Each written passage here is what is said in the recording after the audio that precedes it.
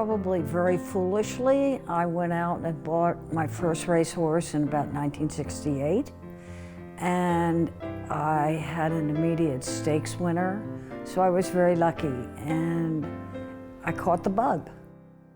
Mrs. Weber's got a lot of class, and she is very humble, I come from Texas, and I'm not afraid to be boastful for her, and Live Oak Stud on 50 graded stakes winners, and relatively speaking, she is a small operation. It started out as 1,000 acres.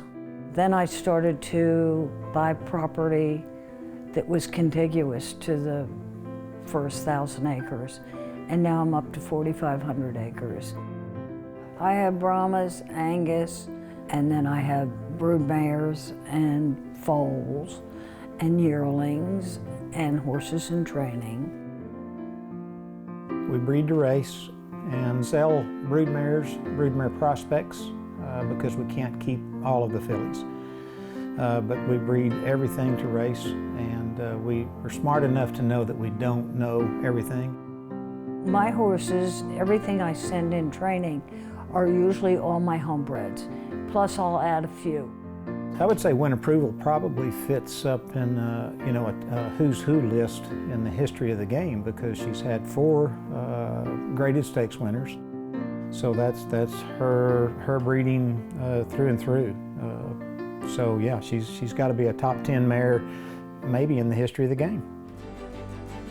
All I can tell you is it was probably one of the most exhilarating days of my life. As good as it gets. I mean, how do you get better than you strive for the top and you hit the ball out of the park? That's good. It's good. First over the finish line. I think a lot of people think it's just put out your dollars and it'll all happen, but that's not what happens. And that's the ruin of a lot of people. But she has shown the persistence to stay in this business for a long, long time, that a lot of people, she truly has the passion for racing. So over the years, I have upped my game. I have gone from being happily satisfied from winning 5 claimers. Now, I want to win stakes. Mrs. Weber is humble, and she's quietly competitive. She's extremely competitive.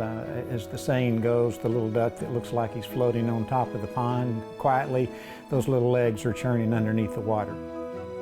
I am very optimistic to think that I'm going to have a very good year of racing. She's got that passion. She's going to keep grinding. I'll take a Triple Crown.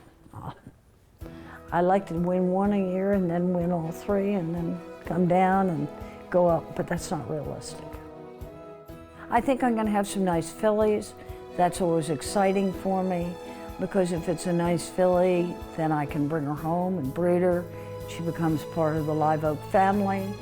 And the colts, you know, if I have a Cracker Jack colt, who knows where I'm going to go with that.